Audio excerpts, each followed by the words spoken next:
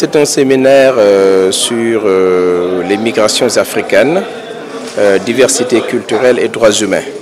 Donc, séminaire organisé en partenariat avec les associations des professeurs d'histoire-géographie, des professeurs de philosophie et des professeurs de français. Donc, nous les avons conviés ici à Dakar. Donc, ils viennent de toutes les académies du Sénégal. Nous les avons conviés ici à Dakar pour réfléchir ensemble sur cette question. Le sens donc, de notre rencontre aujourd'hui, essayer de voir, de réfléchir sur les liens entre les migrations, les droits humains et la diversité culturelle. En Afrique, vous savez tous que les migrants qui sont aujourd'hui dans les pays africains comme dans les pays européens participent de manière considérable au développement économique de nos pays.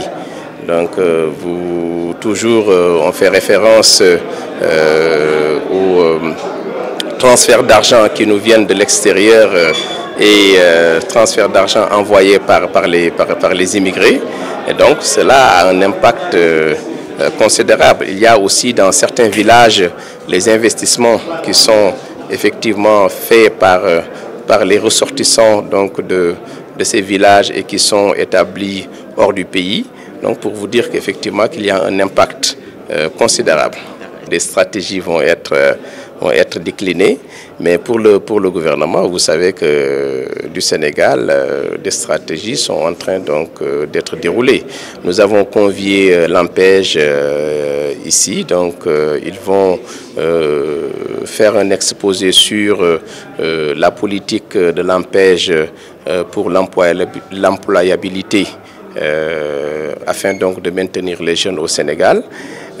Il y a aussi beaucoup d'initiatives qui sont prises au niveau du ministère de l'Intérieur, au niveau du ministère des Affaires étrangères et au niveau de toutes les structures qui s'activent dans ce domaine, des structures gouvernementales, je veux dire.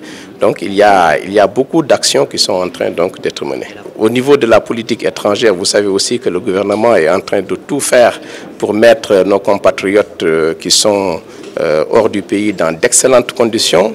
Il y a l'ambassadeur Sidiki Kaba, tout comme son Excellence aussi Souri Kaba, qui s'active jour et nuit pour que nos compatriotes à l'étranger soient bien traités. Et je pense que là aussi, il faut tirer le chapeau au gouvernement du Sénégal.